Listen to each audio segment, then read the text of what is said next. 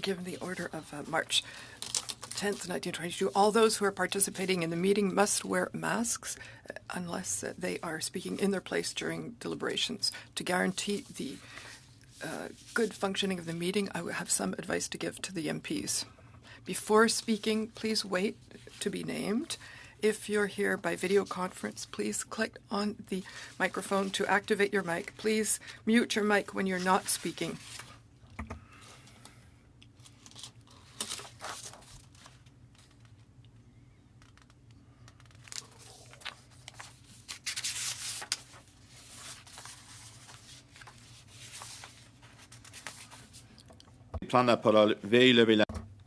For MPs here in the room, if you wish to speak, please raise your hand. If you're on Zoom and you wish to speak, please use the raise a hand function.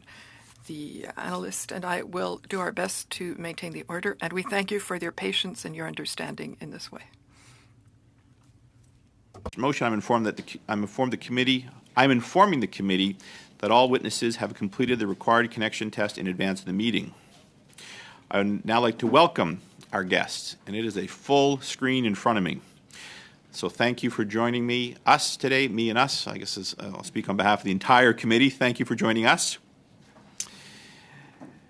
And thank you for your patience as we work through some of the technical issues.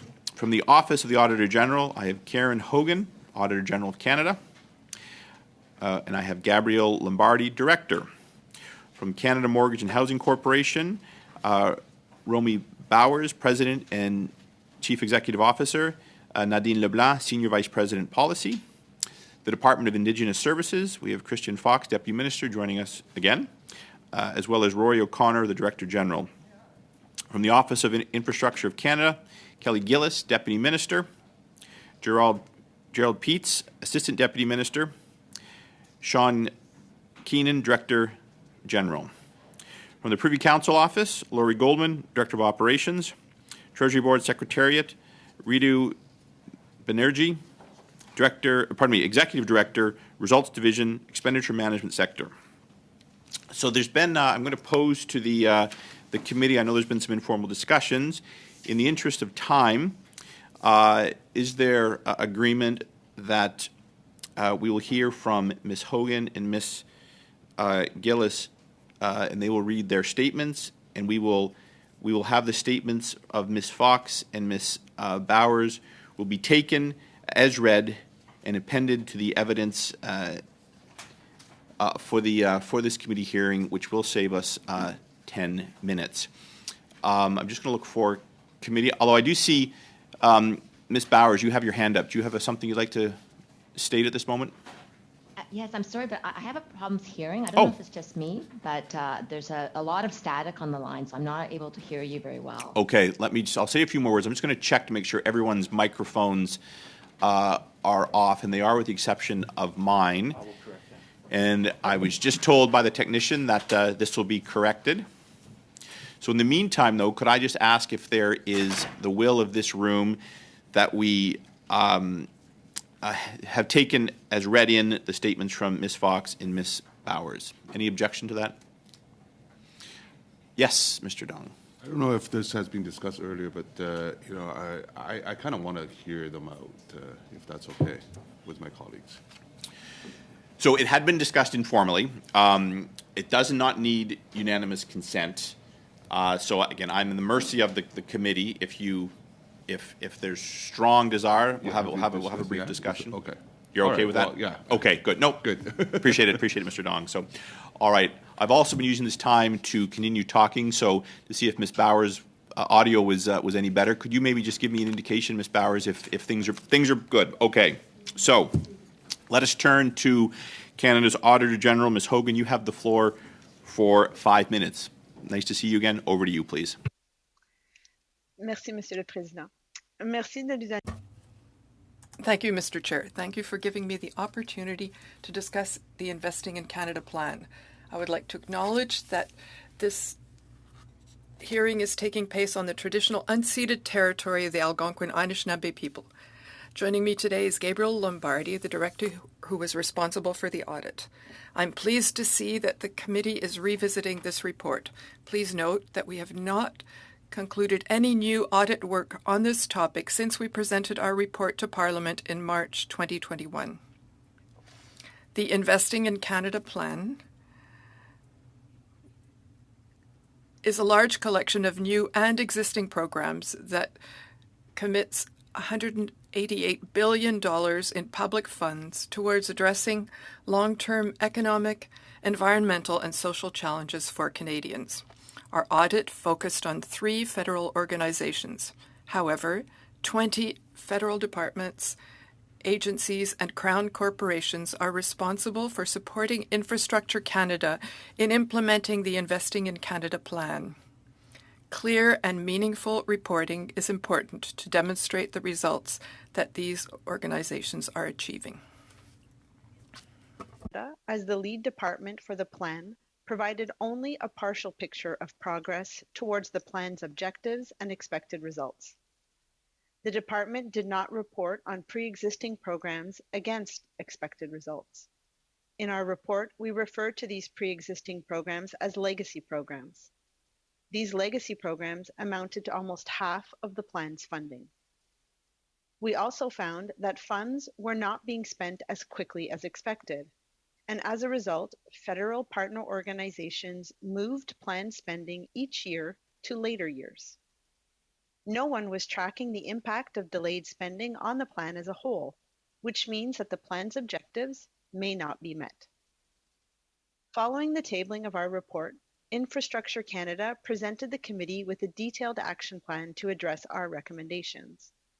The milestone dates in the plan have now passed, and the committee may wish to ask the department how it has improved monitoring, tracking, and reporting on the plan's progress. Mr. Chair, this concludes my opening remarks. We would be pleased to answer any questions the committee may have. Thank you. Thank you very much, Ms. Hogan.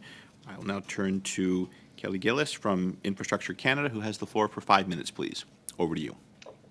Good morning, and I'd like to begin by acknowledging I'm coming to you from Ottawa, the traditional unceded territory of the Algonquin Anishinaabe people.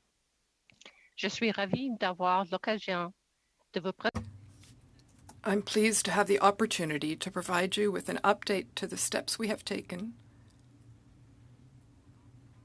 in response to the findings of the Auditor General's report on the Investing in Canada plan. Departments as well as Infrastructure Canada, and the chair has already gone through the list of names, so in the saving of time, I will not introduce all of the parties. We thank the Auditor General and her staff for the examination of the government's 12-year, $188 billion Invest in Canada plan. Infrastructure Canada has developed and completed a comprehensive management action plan in response to the Auditor General's recommendations, which I will speak to shortly. The Invest in Canada plan was introduced in Budget 2016 and Budget 2017. The plan is a cross-government effort to deliver infrastructure projects to communities across Canada. Infrastructure Canada has a dual role in the Invest in Canada plan. The first of these is to deliver infrastructure funding. Infrastructure Canada is one of 21 departments and agencies responsible for administering more than 90 programs included in the plan.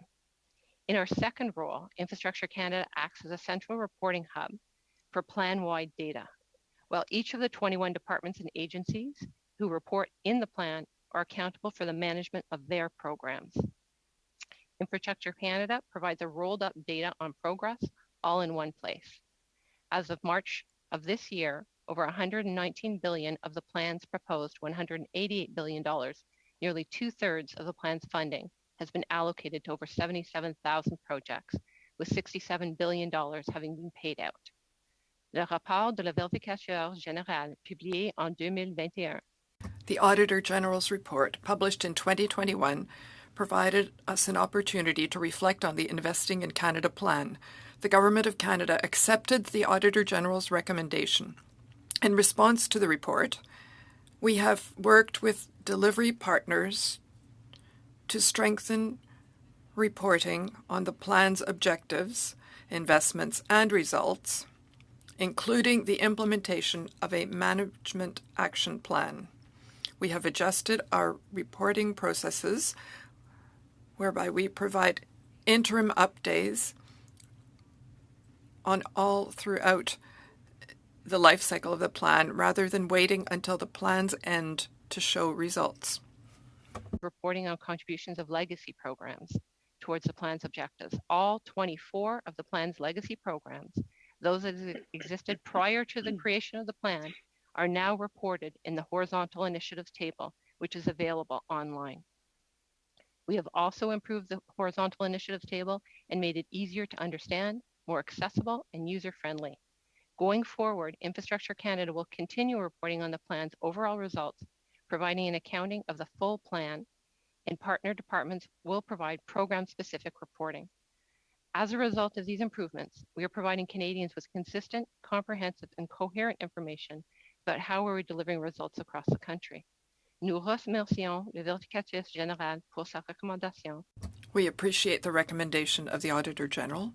We will continue to look for more opportunities to improve our reporting in collaboration with our partners. Questions? Merci. Thank you. Chair, point of order. Yes, sir. I misunderstood when Mr. Dong put the point forward that we ought to hear from Deputy Minister Fox and Ms. Bowers from the CMHC. I thought you said that could go ahead. I also held that view that I think the committee would benefit from hearing from both. So I just ask you if we can just revisit that. I think it would just take a few minutes. Since you are, as you eloquently put it, servant of the committee, that is the request that Just I humbly, yes, my servitude only that goes is so the, far. 1 second. Request that I humbly make of you. Yeah.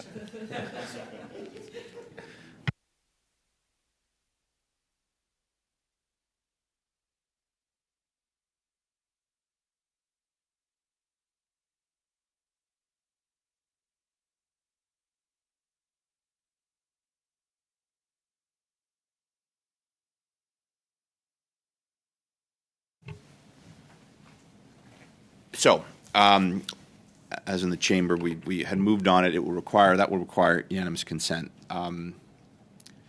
We're already over, which actually is a point in your favor because the time we've lost gives us very little time to do the committee business at the end. So I will look for the will of the room on this. We can hear from the two witnesses. It's going to squeeze us at the end for committee business, but we've already lost 20 minutes anyway, and there's only so far we're going to get. So, yes, go ahead, Mr. Duncan. Thank you, Mr. Chair. And we've had conversations offline in an effort to go into committee business to try to finalize our in-camera discussions on the public accounts report. We do have the written statements, which I've had the chance to read or provided to our office.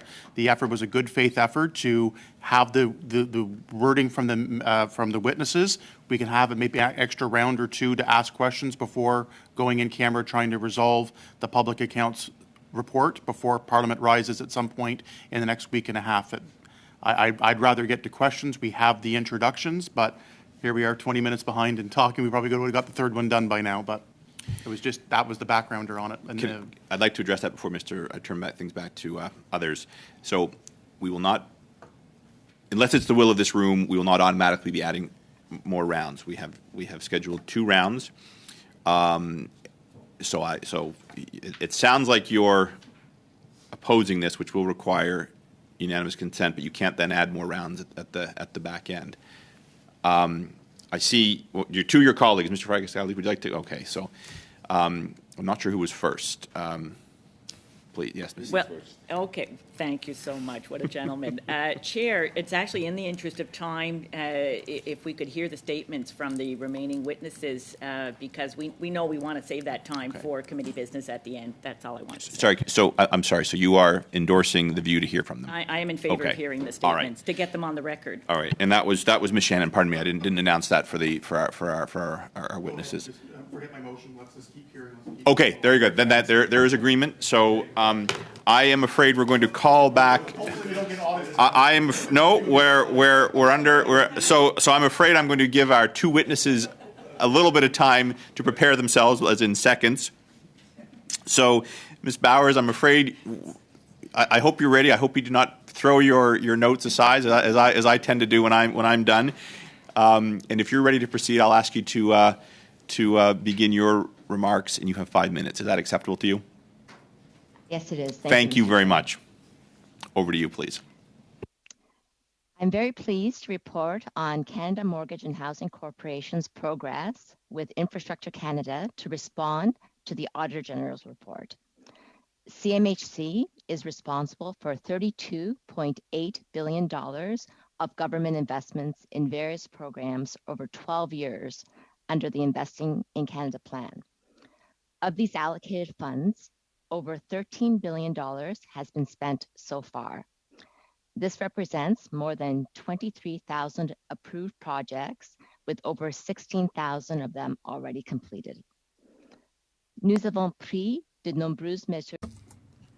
We have taken many steps to improve the transparency and clarity of reporting on the housing-related elements of the plan. We have also collaborated with Infrastructure Canada to streamline and simplify the expected results statements so that they line up more clearly with the investment streams and relate more directly to actual outcomes. As a result, CMHC now falls under expected result 4, social infrastructure in Canadian communities is improved. CMHC was contributing to this result well before the introduction of our National Housing Strategy in 2017 and before the development of the Investing in Canada plan. We are happy to report that our older programs are now included in our reporting for the plan. To being an open and client-focused organization, an organization that the people of this country can trust. Beyond the reporting done under the Investing in Canada plan, each quarter we report on the progress of our National Housing Strategy initiatives, many of which are also included in the plan. This progress is reported on our Place to Call Home website. It includes funding amount for each initiative, its target in terms of housing units or other benefits, the funding committed, and the results achieved. The site also offers stories of individuals who have been helped by our programming. People like Leanne Leger, a recent university graduate, able to make a home for herself in Whitehorse, thanks to the First Time Homebuyers Initiative. Canadian Forces veteran Bill Beaton, who went from living homeless to living in Veterans House, a supportive housing facility constructed with funding from our National Housing Co-Investment Fund.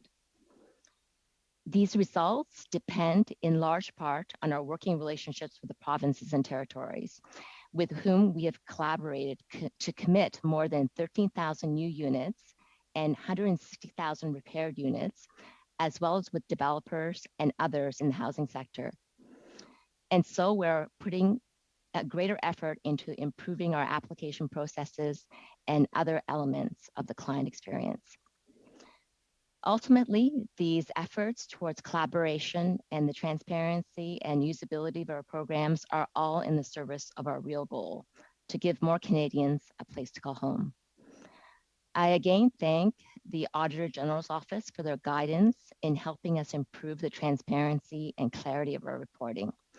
And I thank the opportunity to speak on this matter, Mr. Chair. And I'm very happy to take any questions from committee members. Thank you so much. Thank you very much. Turning now to Ms. Fox, you have the floor for 5 minutes as well. Nice to see you again. Thank you, Mr. Chair. Alors, Kwekwe Olukud Tansi, hello, bonjour. Avant de commencer, je tiens à souligner. Before starting, I would like to state that I'm addressing you from the unceded traditional territory of the Anishinaabe Algonquin people.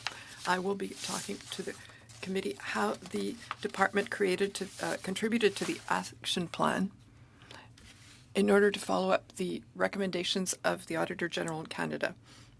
Since 2016, ISC committed more than $6.6 billion in targeted funding for infrastructure till 27-28 in the context of the plan. And on December 31st, 2021, had invested $3.92 million.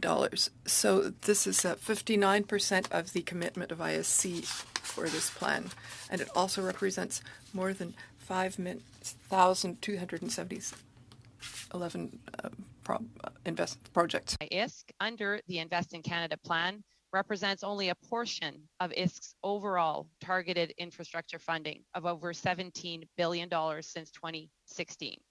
So projects and investments under the Investment Canada plan are part of this larger picture, which has invested towards 7,000 projects, and of which over 4,400 are complete. So this includes housing, health-related infrastructure, foundational infrastructure like roads and bridges, broadband connectivity, cultural and recreational facilities on reserve, and of course, as we talked about earlier this week, water and wastewater infrastructure. So improvements are being made in communities across the country. I'll go quickly over the three main actions identified in the Management Action Plan that was submitted by Infrastructure Canada and how we have contributed to those actions. We agree with the findings and recommendations of the Auditor General that steps needed to be taken to improve the monitoring, the tracking, and the reporting. The first action relates to reviewing measures for progress on the plan's outcomes and objectives. So we're working with other departments to support that horizontal initiative that links our priorities and our results frameworks while still meeting the priorities and objectives of the Invest in Canada plan. Overall, investments in infrastructure will help bridge the infrastructure gap that exists between First Nations and the rest of Canada, and hopefully have a positive impact on all members of the community. The second action concerns legacy programs. And to offer a bit of background and context, in terms of ISC, the funding under the IICP includes approximately $4.6 billion over 12 years in legacy funding. This funding for programs is not really specific to specific projects. It's very much used as an A base for infrastructure. So the funds are distributed to communities so that they can do minor capital, O&M, salary stuff, and therefore we felt that at the community level, paying things like utility bills and other types of initiatives was very complex to report on. So we've committed to providing program level reporting on legacy programs, but the department doesn't really want to increase the reporting burden on First Nations unnecessarily. La troisième et dernière mesure énoncée. The third and final action identified in the Management Action Plan concerns improving public reporting on the plan that is consistent, comprehensive, and easy to understand. Currently, ISC reports project-level data on all targeted infrastructure investments, and we have updated our project map to be more transparent. We have also ensured that the requirements in terms of reporting, the methodology, and carrying out the programs that reflect the evolution of the relationship between the Government of Canada and First Nations. So we're fully invested in this work. I'd be happy to answer your questions. Thank you. Thank you very much. We'll now begin with our first round of questions. I turn now to Mr. Scheer, who's joining us virtually. Mr. Scheer, you have the floor for 6 minutes. Thank you very much, Mr. Chair, and thanks to our witnesses for their opening comments and for being available to the committee. I wanted to ask Ms. Gillis a question about the recommendation in the Auditor General's report that better monitoring and tracking would be implemented for project delays. At the time that the report from the Auditor General was presented, it was highlighted that there were significant delays across the program delivery, and that there was no tracking of the effects of those delays. So I wanted to know, does the department count how long it takes for a project to be approved from the time it hits the minister's desk? Does the department capture that data? You know, when the clock starts ticking, once the municipal and provincial levels have approved a project and submitted it to the government, does the department track how long it takes for a decision to be made on those applications? Thank you, Chair, for the question. I will speak to Infrastructure Canada's delivery of programs and project service standards. As mentioned previously, within the overall Invest in Canada plan, there's 21 departments and 90 different programs. Infrastructure Canada is responsible for executing and delivering on a subset therefore. I'll talk about our service standards. In the one of the main programs, the Invest in Canada Infrastructure Program, a $33 billion program that has integrated bilateral agreements with each province and territory, we do track from the time we receive the information at each stage of where it's at, whether it's being reviewed for completeness, whether it's returned to the province for further information, whether it is going through a due diligence, or it is being reviewed for a recommendation. And that information is available on our website. So you can see by project what is with us and at every stage of of where it's at until a decision is made. So yes, we do track it. And how long has the department been providing that kind of tracking service? Was that since the Auditor General's report, or that predate the Auditor General's report? That predated the Auditor General's report. Okay. And in terms of the tracking the effects of delays, has what's been the progress for the department to start to include measures to capture that impact? So one of the key elements is what the Auditor General talked about is the flow of funds and the profiles. So on our website at this juncture, within the horizontal initiatives table that I mentioned in my opening remarks, we have different sections that are easier to find. There's a table specifically that talks about the flow of funds and the overall tracking of the cumulative reimbursements, as well as the expected reimbursements for this year.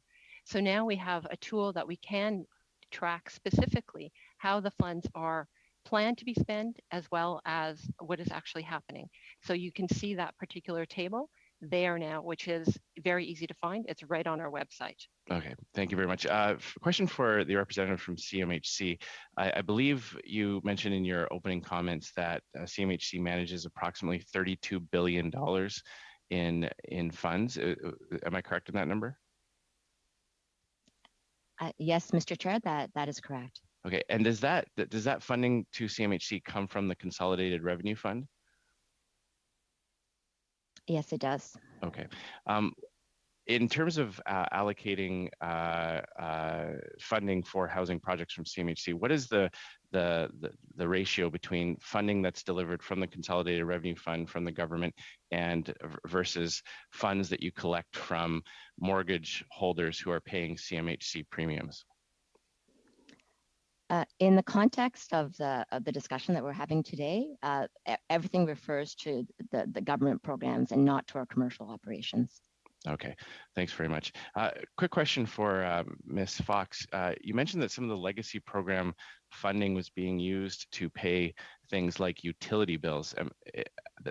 That left me with the impression that a program that was designed to build infrastructure is being used to perhaps pay ongoing operating costs. Is that the case with some of the legacy program funding? Thank you very much, Chair, for the question. I think I would say that there's $17 billion in the department's infrastructure funding that goes directly to capital projects.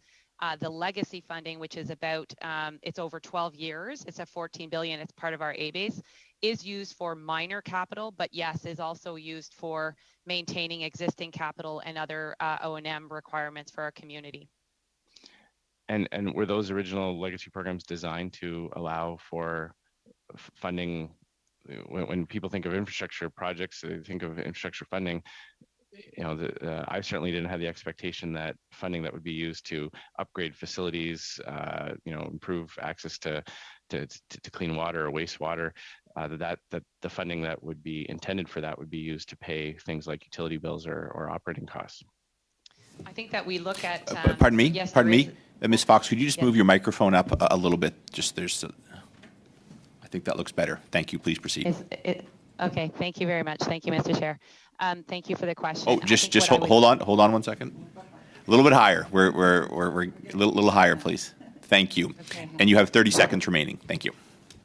Okay. I think I would say that when we look at infrastructure, it's important that the department factors in not just the builds themselves, because the important ongoing monitoring, whether it's water, housing, education, or health, do have the appropriate levels of funding in order for those infrastructure capital investments to be maintained over time. So they really are used to support community level investments, and it is part of the funding profile to ensure both capital as well as O&M. And I'm afraid that's the time. Mr. Chair, you have time for a 10-second comment, but that's it, not a reply. Well, in the interest of the committee's time, I'll... Thank you very much. I appreciate that. I appreciate that. So I'm just going to just check with the clerk on Ms. Fox's audio. Are you pleased with that? I think that she may just need to move it a little bit away from her mouth. So I think, could you move it out maybe now? Bend it outwards. Yeah, bend it outwards is what I'm being told. Okay. Yeah, if you could say a few words, Ms. Fox. Okay, I apologize that this is not as clear as it should be. How is this? That's much better. That's much better, I'm told. So, okay. Thank you very much. The joys of Zoom. Turning now to Mr. Dong, you have the floor for 6 minutes, please. Thank you very much, Chair. I want to thank all the witnesses for coming today. My question starts with Deputy Minister Gillis as well. Can you tell the committee approximately how much additional funding has been allocated to Invest in Canada plan since last time you appeared at the committee? And what's the total for the ICP program? Thank you for the question, Mr. Chair. There has been no additional money allocated to the plan. The plan has remained overall at $188 billion. So, and that is what we were tracking for the Invest in Canada plan. There has been, in a number of departments, investments in infrastructure post the plan, post budget 2017, that is not included as part of the Invest in Canada plan that was originally created in budget 2016. So examples of our program that are new within Infrastructure Canada would be, for example, our zero emission bus program, which is $2.75 billion. Or our natural infrastructure program of $200 million. So as my colleague Christine Fox also mentioned, in Indigenous Services Canada, there's been new investments in infrastructure overall, but that is not part of the Invest in Canada plan. Thank you. And can you tell us how this infrastructure initiatives compares to other countries' infrastructure action plans? Especially now that during the economic recovery, a lot of people are paying attention to infrastructure projects. Thank you for the question, Chair. I think globally, infrastructure, I'm sorry, I'm getting a lot of echoes in my mic right now. I don't know if it's just me. Okay, so it has stopped. So. I'll just do a quick pause here. I've stopped the clock, Mr. Dong. So, Ms. Gillis, is that any better, or are you hearing the echo when you speak? Why don't you talk to me for a few seconds? Hi, I'm sorry about this. I was just hearing echoes for a second, but now I do not hear them. So I think it is okay. Very good. I'll resume the clock and back. Yes, over to you, please. Thank you. Thank you. So infrastructure investments globally right now are very important as part of economic recovery, but also as we look at the standard of living of populations. So the United States has put together quite an ambitious infrastructure plan. And if we look at the UK, Australia, also very important investments that are taking place. So when we look at ourselves, we've got important also investments that are taking place. Other organizations, and we're looking at that as a national infrastructure assessment in a consultation that we launched last year, is an evidence base of looking at a long-term infrastructure plan going out to 2050. And other countries have taken similar types of initiatives like the UK, Australia, and New Zealand. So we always are comparing on how others are doing and the types of infrastructure investments that they're making. So we're quite comparable in the types of infrastructure, like public transit, like roads, like bridges. So from that perspective, I think we're very sophisticated and advancing in the types of infrastructure that we need as a society. Going through the report, I see a lot of mention about horizontal initiative table tool. Can you give a brief overview of the structure and the content of this tool? Thank you, Chair, for the question. Certainly. The Horizontal Initiatives tool is the template that Treasury Board Secretariat prescribes for horizontal initiatives such as this, where a number of departments are all contributing to certain outcomes. So this particular tool, which is available on our website through our transparency, is populated and published twice a year. At the beginning of the year, where we showcase what we expect to achieve, and at the end of the year, looking at what we actual results against those achievements. And as part of the response to the Auditor General, we've worked with our partner departments to look at what was included in that particular report. And so we've included our legacy programs. The 24 legacy programs that the Auditor General mentioned are now included in that particular horizontal table. It also lists all 90 programs that are part of the plan and has performance indicators, targets, and dates of completion. So we've, as part of the response to the Auditor General, we've reviewed all of the indicators and ensured that there's targets for every particular program. As well as we've looked at the tool and made sure it's user-friendly instead of it being hard to find information, because it was a lot of information in a certain way. We've segmented it into eight different sections, so you can easily find like the report that I talked about with Mr. Scheer, that the flow of funds. There's an expected outcomes table, so you can search for the information easily and find what we expect to achieve on the plan in a particular year, as well as some of the cumulative information. I know the plan includes working with provincial, territorial, and municipal governments, as well as indigenous communities. What role does this tool that you just described having in streamlining communications between these partners? Thank you, Chair, for the question.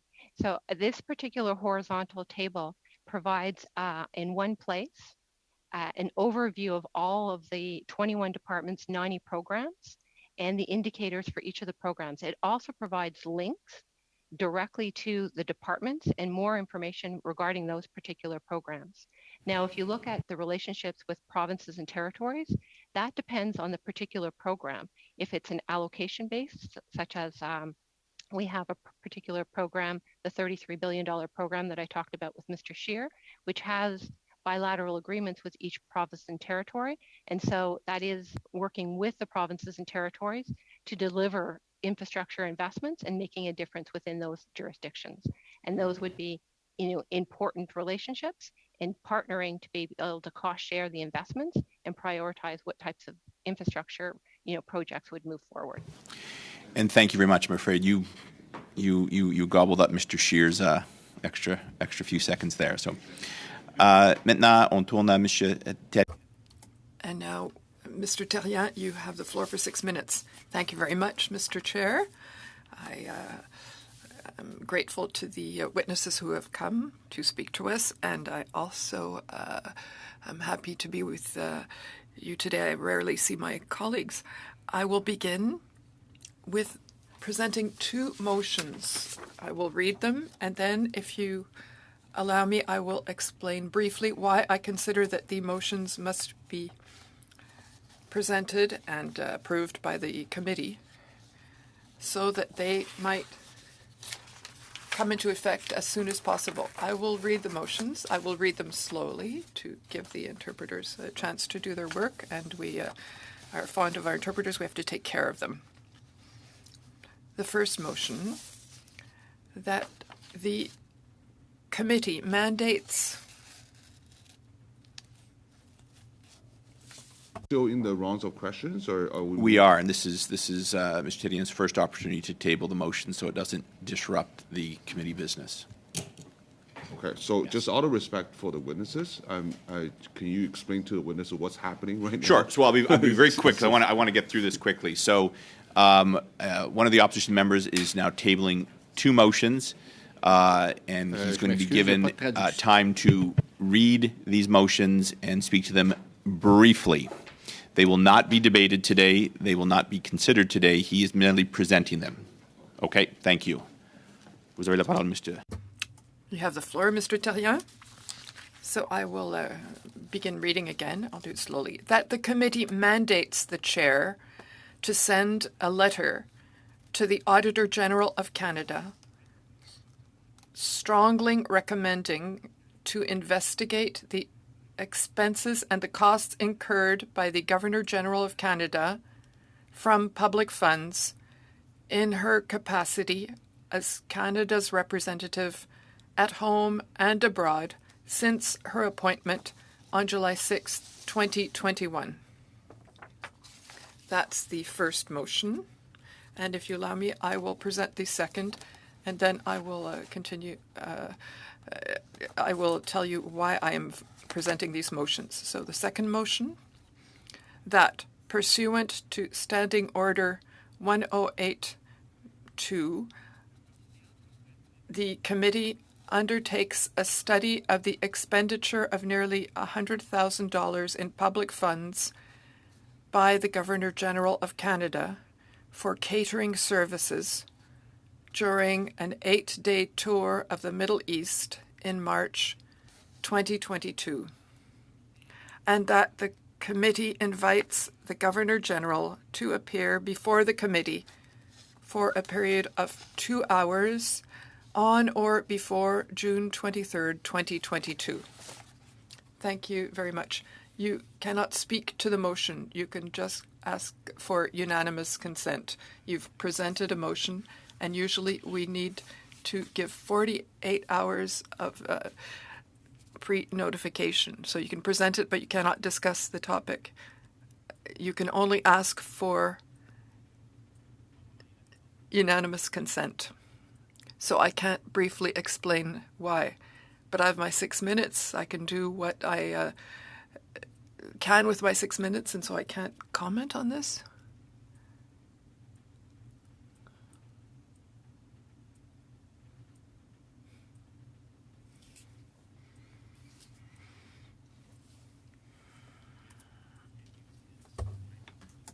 However, this is not a debate, and he can only ask for unanimous consent to continue the debate. Vous avez la... What? Attends.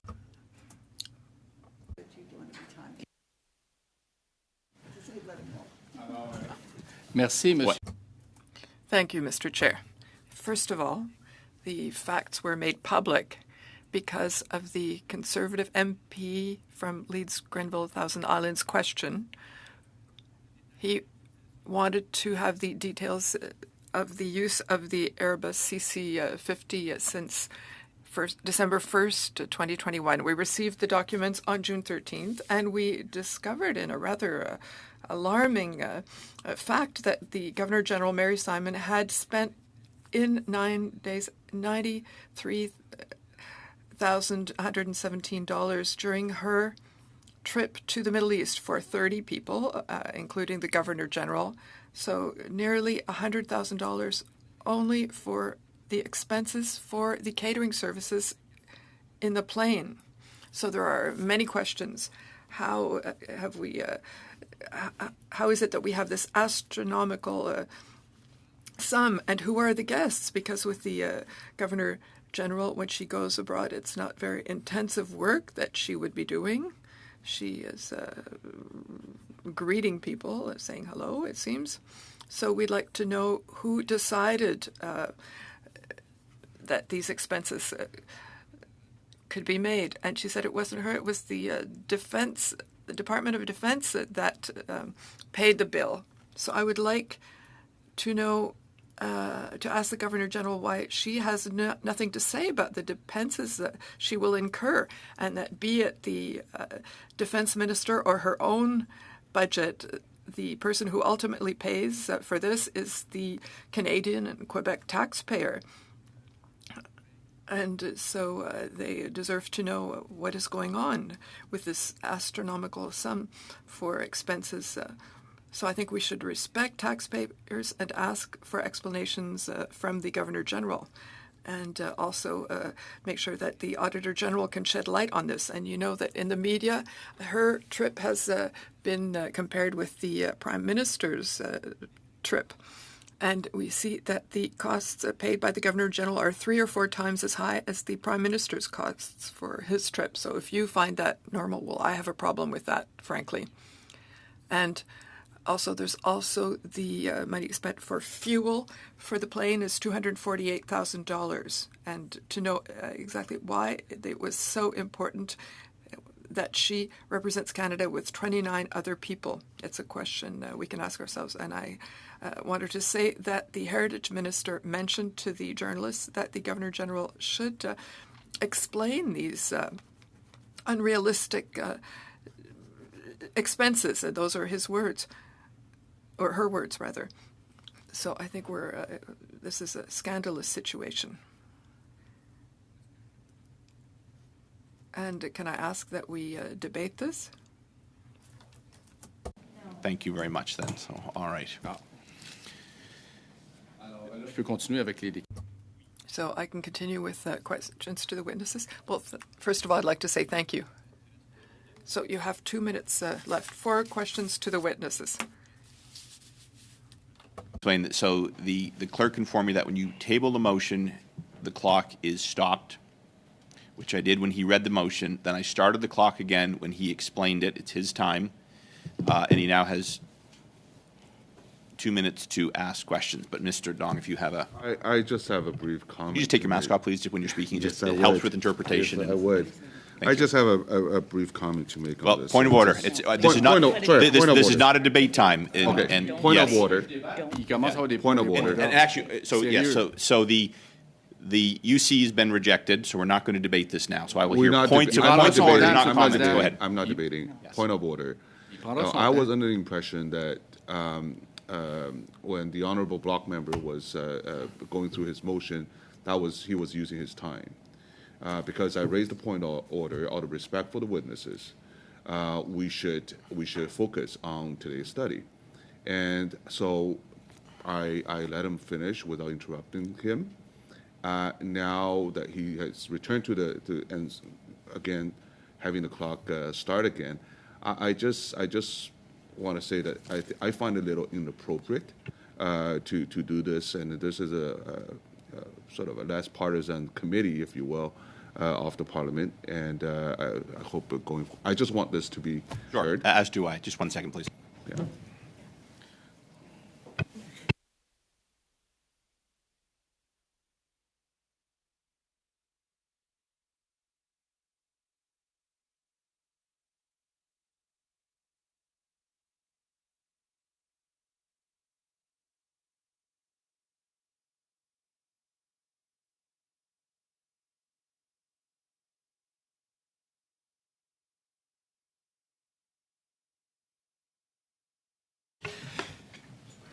So, Mr. Dong, I too found it a bit unusual. I was instructed by the clerk the way to proceed is that when the motion is read, just the motion, I pause the clock. But the moment the member began to explain his motion, I restarted the clock, and that chewed up 4 minutes. And he has 2 minutes remaining. Il lui reste 2 minutes. He has 2 minutes remaining for questions. It's always been the time that members have is their time. They can speak to whatever they like. And so while I see your point that he was, by presenting the motion, the member was granted that extra time, the second he was done his motion, I started the clock again as he explained it. Merci, Monsieur le Président. Je viens d'apprendre que Thank you, Mr. Chair. I've just learned that looking after the wise use of taxpayers' money is a partisan issue. I've just heard that from my Liberal colleague. So I have a question for the witness from the Privy Council office. So on June 23rd, 2020, you began an important and unbiased examination of concerns raised by former and current employees of the Office of the Secretary General. So do you want to do the same thing to control the Governor General's expenses? And your question is addressed to whom?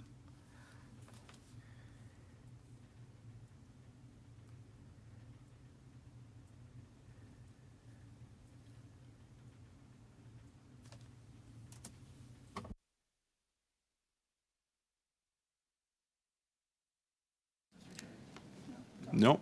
Ms. Goldman, can you hear us? Oh, My apologies, Mr. Chair. I could not hear you. I heard the question. I did not realize it was addressed to me. So you heard the thank question. very Over to you, much. please. I did hear the question. Thank you very much for the question. This is not pertinent to the study today, so this is not something I will respond to, but certainly something we can take under advisement and respond in writing. Thank you. Back to you, Mr. Terrien, à votre tour. So what I understand is that door is open. That's good to hear. So listen, Infrastructure Canada is about $200 billion of expenses. Who has tried to understand these expenses, where it was going, which provinces, in which provinces were they spent? It's big, quite chaotic. Do we understand if the objectives have been achieved, how we can follow the expenses? And the Auditor General in her last report talked about the evident lack of transparency of this organization. So I have a question for Infrastructure Canada. Were you surprised to find that the Auditor General told you when you spent about $200 billion a year, you have a responsibility of transparency? We're in a democracy. So did you think you were lacking in transparency in the way you were working? That's the first question. And the second question, the answer will have to come in your next turn. Your time has passed. So I have been generous. The question was asked. And in your next turn, you can ask this question. Perfect. Thank you. Desjardins, you have the floor for 6 minutes, please. Thank you very much, Mr. Chair. And I'd like to thank all the witnesses for being present today and apologize. It's been, I understand, difficult to get your whole statements in, so I just want to appreciate your time here today. I'd like to direct my first question to President Bowers. I was pleased to hear in your statement about the stories of success you noted in your statement of the Canadian Mortgage and Housing Corporation's work. But I was reminded of another story from my own city of Edmonton that paints CMHC's progress in a very different light. Despite heavy winds, gray skies, and a steady drizzle on Wednesday, June 16th, just yesterday, dozens of Edmontonians gathered downtown to remember those who died due to homelessness between 2019 and 2001. The service, which was attended by the Mayor of Edmonton, much of the City Council, and many of the province's MLAs, organized by the Edmonton Coalition on Housing and Homelessness, a group that does incredible work fighting the housing crisis that is gripping our city. What we hear from them is that they still lack the kind of funding and support necessary to ensure that we continue to have a compassionate and strong approach to ending homelessness in my city. There's another number that I'd like to cite in relation to CMHC's work, which is 453. There were 453 people who died to complications in the city of Edmonton due to houselessness in just the last 3 years, ranging between 2019 and 2021. Now, according to the Auditor General, and I quote from just the statement we heard this morning, we also found that funds were not being spent as quickly as expected. And as a result, federal partner organizers moved planned spending each year to later years. So my question to the President is, how much legacy program funding from CMHC has yet to go out? And that's one of three questions to the same witness. Thank you very much, Chair, for that question. I wanted to start off by saying that CMHC recognizes that there is a homelessness crisis in Canada, and that there's more that the federal government, but all orders of government, have to do to support housing needs for those most in need. And CMHC was very pleased to be involved in the development and now the implementation of the National Housing Strategy, which is a $72 billion plan to address housing needs of Canadians, with a focus of those in the greatest levels of housing precarity. There's no question that CMHC can do more and needs to do more. And I just wanted to say that I'm very committed to doing what I can to address issues that the member may be hearing from the ground up in Edmonton. And we have staff in Edmonton. I'm very happy to address any specific concerns that they have. Thank you very With much. respect to- Oh, go ahead, sorry. With respect to the spending of the National Housing Strategy, I did want to point out that we do have very specific commitments, numbers that we try to hit on a yearly basis. When the National Housing Strategy was first implemented, it did take some time for CMHC to develop a pipeline, and there were delays in getting the money out to proponents. But I'm very pleased to report that subsequent to that, we have made very significant improvements. And as of right now, we are on target in terms of making the commitments to the funding that's been allocated to us. When there are allocations from one fiscal year to the other, it's not because we have not made the commitments, but because of the nature of housing as infrastructure, we provide the funding to proponents as the construction is completed. And oftentimes it's very difficult to predict how that construction life cycle proceeds. So that really is what's driving the transfer of funding from one year to the next. And one of the things that we are observing recently is that there has been an impact on the pace of housing development because of certain supply chain disruptions caused by the pandemic, but also there's great pressure in the construction industry, given the huge demands that are on construction workers due to the ambition of infrastructure programs, but also the need to create greater housing supply in Canada. Okay, that was pretty well exhausted my entire time there, but I'll follow up hopefully with a few more questions to that fact. So just hold on to that fact. Thank you very much, Mr. Chair. You have another minute. A whole another minute. Excellent. Okay, well, good. This is the second part to that question. So, relation to the experiences, I was really happy to hear your comments related to I would agree with you, which is we are experiencing a national crisis. People are dying, as I just mentioned, 453, and we have to move faster. The Auditor General made very explicit in her opening remarks that things can be faster. For Canadians' benefit, particularly those who are facing a crisis just a few months from their own paycheck, how much faster will the commitment of CMHC be to building houses, and can we expect those targets to continue to be on track? You have about 20 seconds to reply, please. So we have different service level standards depending on the type of program, but maybe if I could just provide at a very high level, we've recently made a commitment that if we have programs where it's 100% grant or contribution, we can get the funds out the door, the agreement signed within a 4-week period. There are longer time frames for loans because of the due diligence that we need to do to make sure that the credit underwriting process is done. So that varies, but we are always trying to improve our turnaround times and always very happy to receive feedback from our clients. Thank you, Ms. Bowers. That concludes our first round. We'll now move into our second round. Mr. Duncan, you have the floor for 5 minutes, please. Thank you very much, Mr. Chair, and to our witnesses for being here. Ms. Bowers, I'll direct my questions to you in your leadership role at the CMHC. On your website, it quotes that your goal and the reason that you're there, quote, is to exist for a single reason, to make housing affordable for everyone in Canada. I don't need to go through what the statistics are over the course of the last couple of years. In my neck of the woods in Eastern Ontario, housing prices have doubled in the last 5 years. In the last year, we've seen an increase of about 26%. More people than ever before are discouraged into the market and actually have given up on home ownership entirely. At the same time, your organization gave out in 2020 and 2021 $48 million in performance bonuses to your staff. That averaged $12,000 for each employee. 94% of employees received a bonus. I think many Canadians seeing that will be very frustrated that for an organization that's mandated with affordable housing, seeing the report that was issued from the Auditor General 15 months ago about performance issues, delays, and actually keeping to commitments that have been made by the government in your organization, there would rightfully be a lot of frustration there.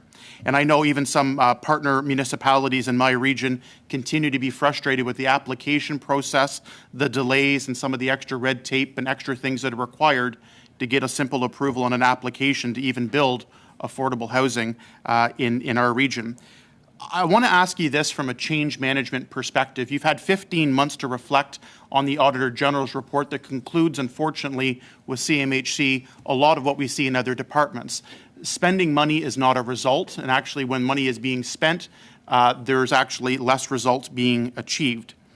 I won't ask you to detail perhaps the $48 million and how it's done, but since the last Auditor General's report, concluding quite a damning performance issues, delays, and processes, could you advise me in your management role in working with the Minister if you've made any single changes to how performance bonuses are issued within your department and organization? Thank you very much for that question. As I mentioned earlier, CMHC is very committed to a continual improvement in our processes, and we have made significant improvements to improve the client experience. And again, I would, if there are any specific concerns that you have from proponents in your writing, very happy to respond to those on a one-by-one basis. We continue to improve our processes of the application timelines. We try to establish very good relationships with proponents on the ground to make sure that their needs are addressed in an expeditious manner, and always very happy to respond to any specific questions on individual projects that exist. On the subject of CMHC's compensation philosophy, CMHC runs a government appropriations operation, but also we have a commercial business where we compete with private sector competitors.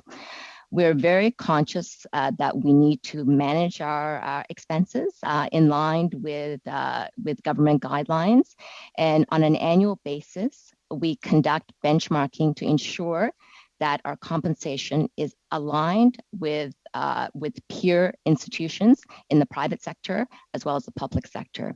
So I'm quite comfortable that the level of compensation that we provide is reasonable, taking into consideration the need to make sure that we conserve taxpayer resources, but at the same time that it's sufficient to attract employees, because we have a very important role in providing services to Canadians.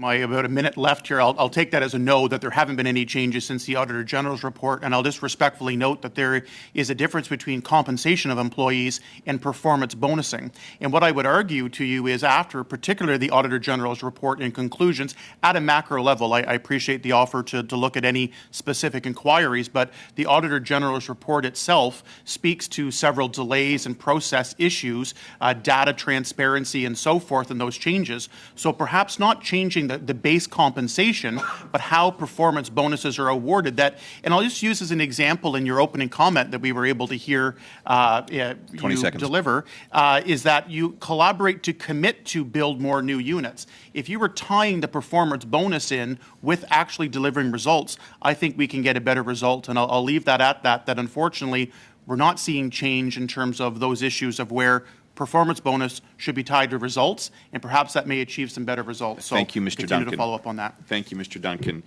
Turning down to Ms. Shanahan, you have the floor for 5 minutes. Thank you very much, Chair. And thank you to the witnesses as well for appearing here today. I want to point out that this is a follow-up on a previous Auditor General's report, and I think this is important for those who are watching this committee today, that this is the kind of work that Public Accounts does, is that we work with the Auditor General's office, and we call to account deputy ministers and public servants in following the recommendations that the Auditor General puts forward. And indeed, we are happy to see, because it's one thing, as my colleague likes to point out, it's one thing to throw money at a problem. It's another thing to ensure that the process allows for deliverables.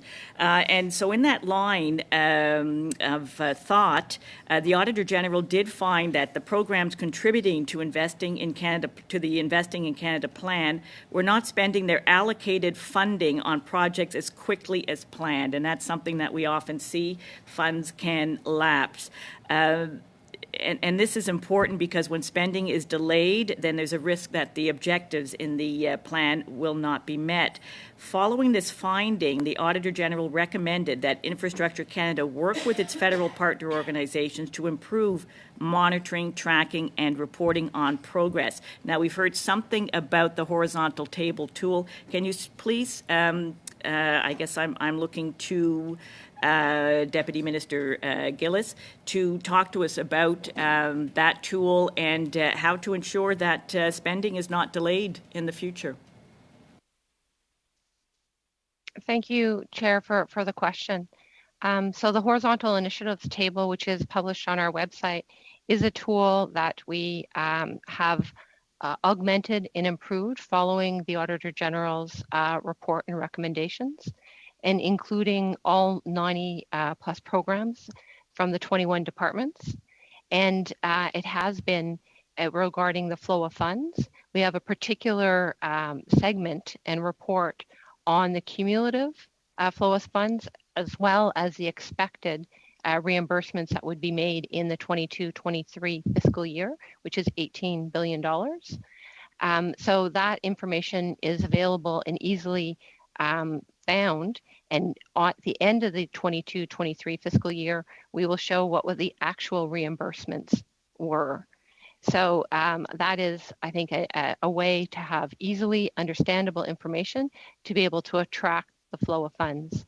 Now, one, I think, context piece that is important to know in infrastructure is that we move money in Infrastructure Canada to allow for the payment and the reimbursement of commitments that we make over multiple years. But the delays and the construction of infrastructure projects are not within Infrastructure Canada. They're often with municipalities, provinces and territories, nonprofit organizations. And so when they're building a particular piece of infrastructure, if there are, such as Ms. Bowers mentioned, delays because of supply chain issues, they only get reimbursed after they've built and incurred expenditures. So the flow of funds happens after the fact, after construction, after the expenditures. And so those delays are often with proponents for a multitude of reasons. And that's what each department tracks within their own, estimates process and within their own departmental accountabilities. And then they report to us on a cumulative basis. And now we are providing that on our website on showing what the cumulative is, as well as what the annual plan is. And then against that, the annual actual will be. So, and one, I think, point of note with infrastructure as well, when we look at last year compared to this year, last year, the overall for the plan, it was $48 billion that we claims were reimbursed. At this point in time, it's about $67 billion. So there was a 41% increase in 1 year, because also with infrastructure, the flow of funds also is more back-ended than front-ended. When you do an infrastructure project, there's often planning and design that happens in the first months or years, and the heavy construction, where the more important costs are often involved, are often in the later years. So you often see later spending than earlier spending in types of infrastructure programs. So I hope that provides some context and delays, and also what's available in the reporting. Thank you. That's a very fulsome you have a hard answer. Do I have time? 30 seconds. 30 seconds. seconds. A hard 30 seconds. Juste pour la madame de le CSH. For our friend from CMHC, the rapid housing program that really helped me in my riding of Châteauguay-Lacolle. Tell me about this project, please.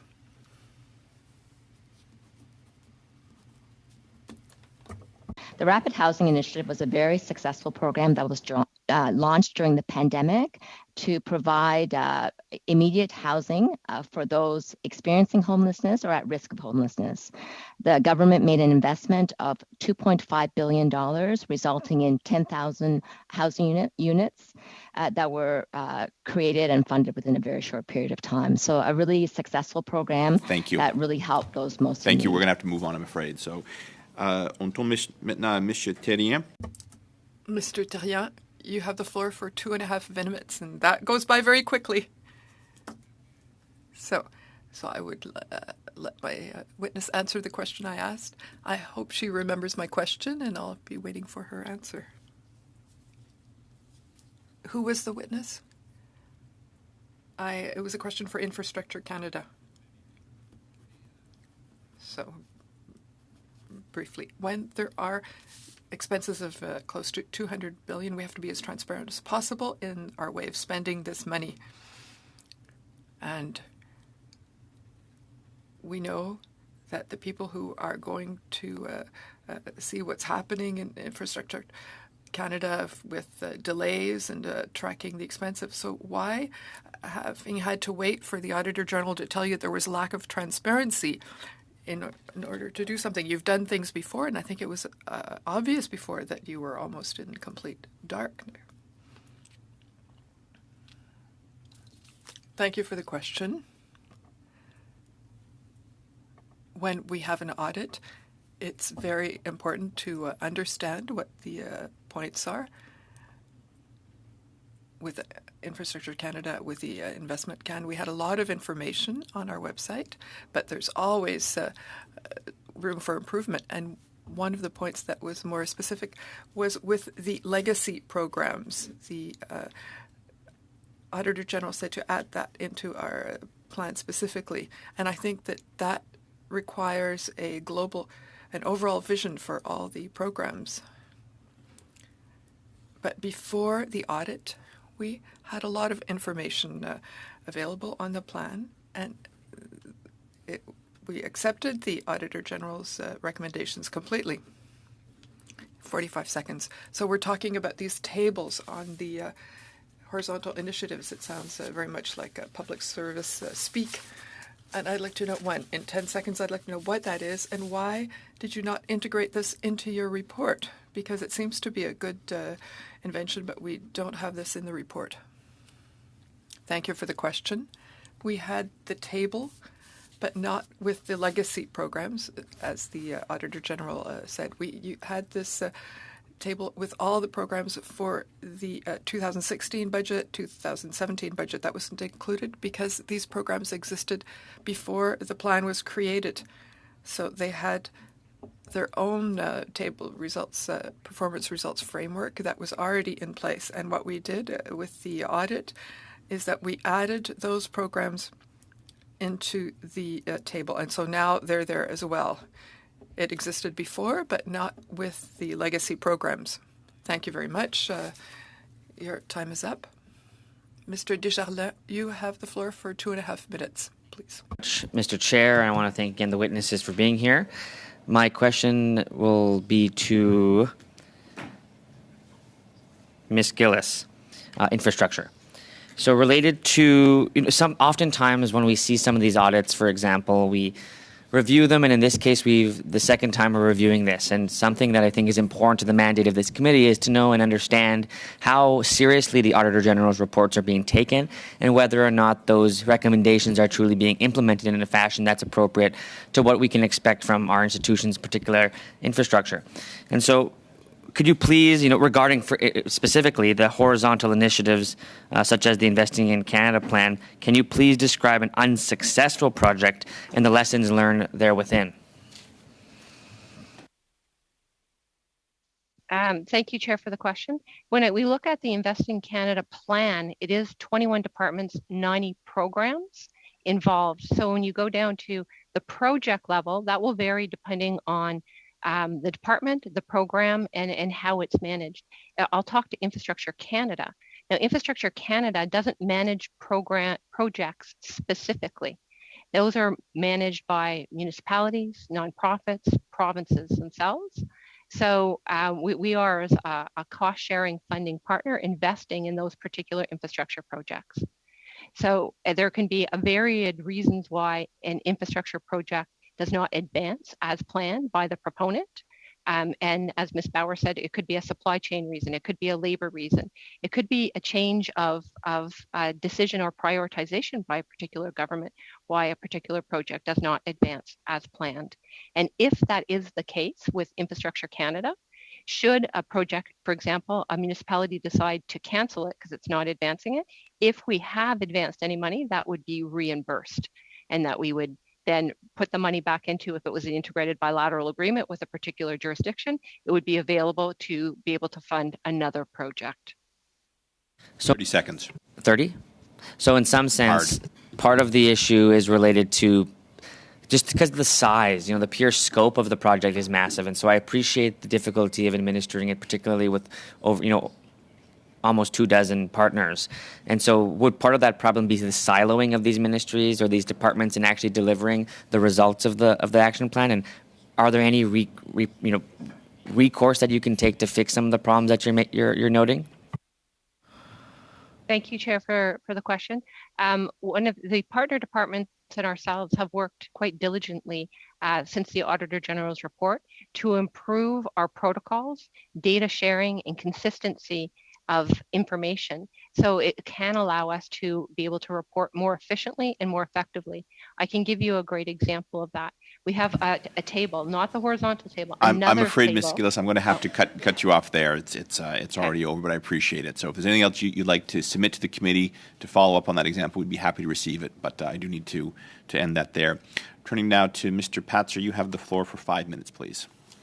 Thank you very much, Mr. Chair. I'm just going to start with Infrastructure Canada here. And you claim that you have improved the reporting cycle. So with that improvement, were you able to clarify and collect data that was previously missing from, say, 2016 to 2020?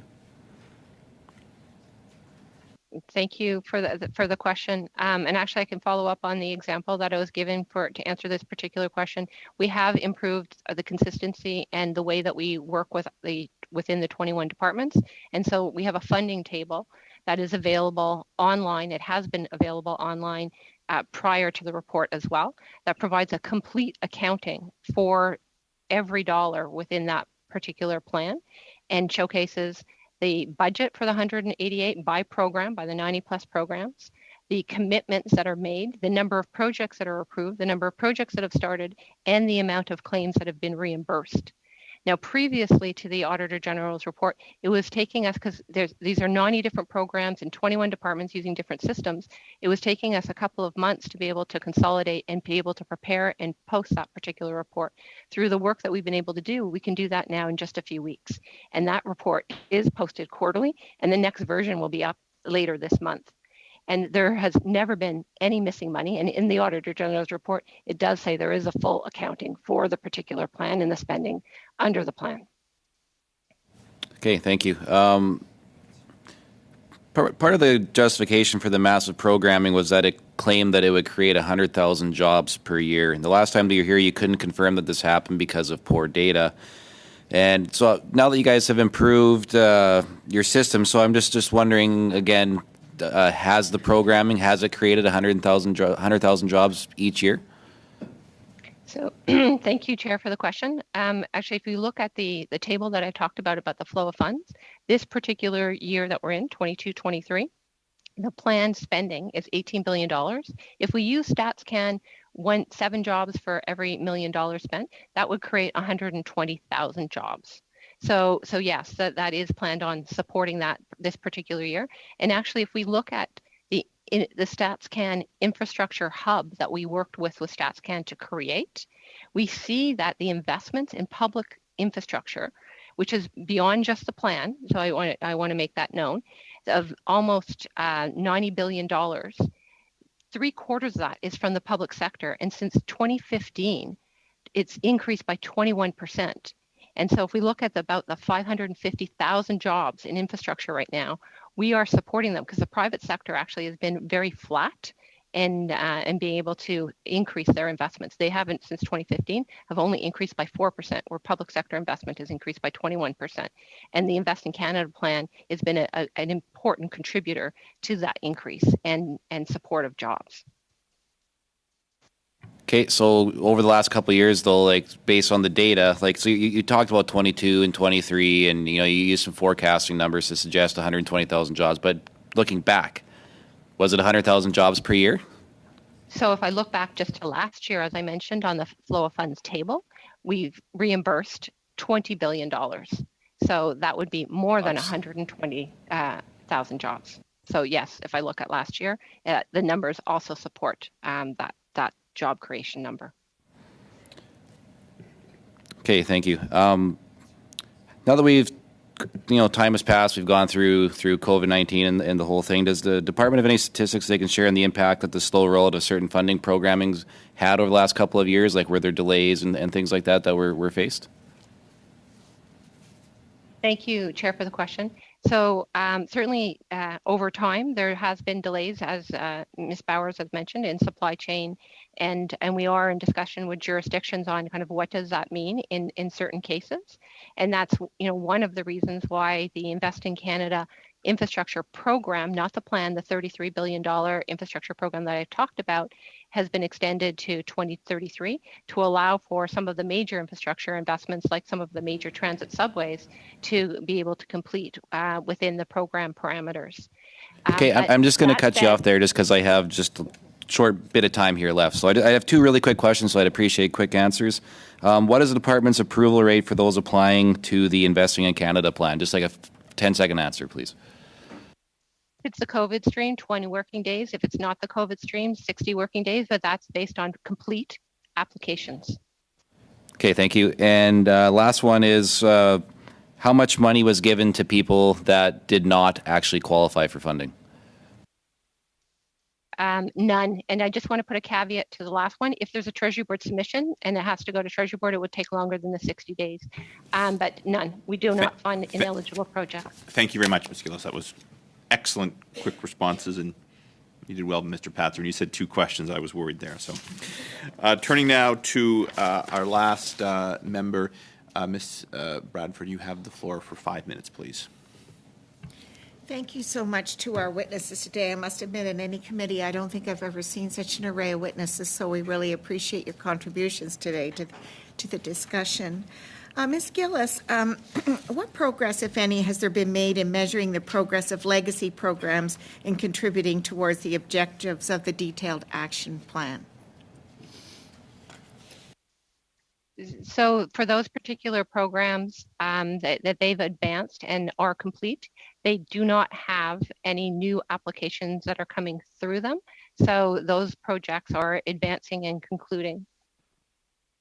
So are you tracking and measuring the progress that they are contributing to the plan?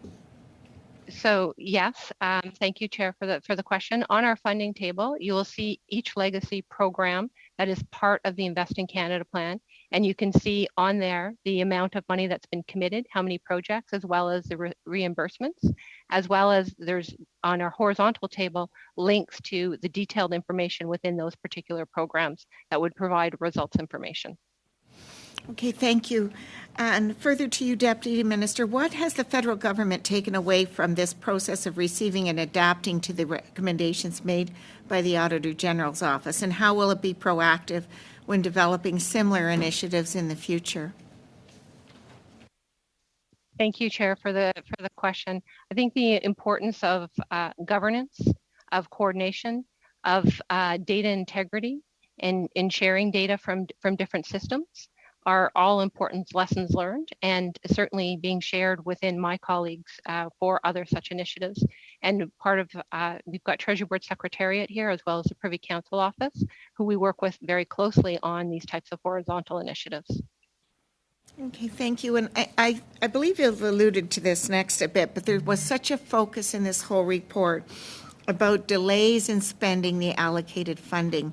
Could you just elaborate a little bit more? What are some of the critical reasons? And I know it's very diverse. There's a number of different departments, but what are some of the fundamental reasons why there's holdups in getting the spending done and out the door? Thank you, Chair, for the question. For infrastructure programming, as I mentioned a little bit in a previous question, often the early years, first of all, you have to get the authorities and you have to launch a program. And if I give the example of just ours with our Invest in Canada infrastructure program working with provinces and territories, so we need signed agreements. They need programs to actually cost share with us, so develop those programs. Then they need to do intake processes to get the applications. They need to prioritize which projects, then send them to us. Then proponents, which are often municipalities, need to actually plan, develop, implement the particular project, and then send invoices after progress has been made. So all of that takes time. And in infrastructure, often the early years is really about planning, design, and the heavy bills come in later on in the project. And so for all of that to happen, in the early years, we expect less. And then now, as it's coming into the later years of this particular, plan, but in the program itself, more bills come. But that said, it's really important, because if we do commit to a particular project and it is going to be completed over a particular period of time, and if there are delays within a particular proponent, for us to be able to move the money forward so it doesn't lapse and go back to the Consolidated Revenue Fund, it actually gets moved forward based on forecasts from provinces and territories, so we have the money available to abide by the commitments that we've made. Thanks for that very fulsome answer. So can you, and I'm sure there's a great range, but can you just give us some idea of the range and how long it can take with all this initial front-end work, I would deem it administrative processes, before you actually get to the spending and getting the money out the door? Like, it sounds like it can be years sometimes. It can vary. It's normally within months within a fiscal year, but following a budget, there's generally a memorandum to cabinet process. There's a Treasury Board submission process. There's a program design and launch process, and then depending on the type of infrastructure program that you're managing, how much time will it take proponents to apply and go through the due diligence for approval. So it will vary significantly depending on the program, but that the expenditure management process, where we from budget to launch, will vary depending also on the complexity of the project or the program, sorry. And I'm afraid that is all the time. Thank you, everyone. I want to thank all our witnesses for appearing today and for taking the time out of your busy day. I know that June is a particularly busy month here, so I will excuse the witnesses. Thank you again for joining us today. I'm now going to suspend the meeting for a few minutes while we go in camera.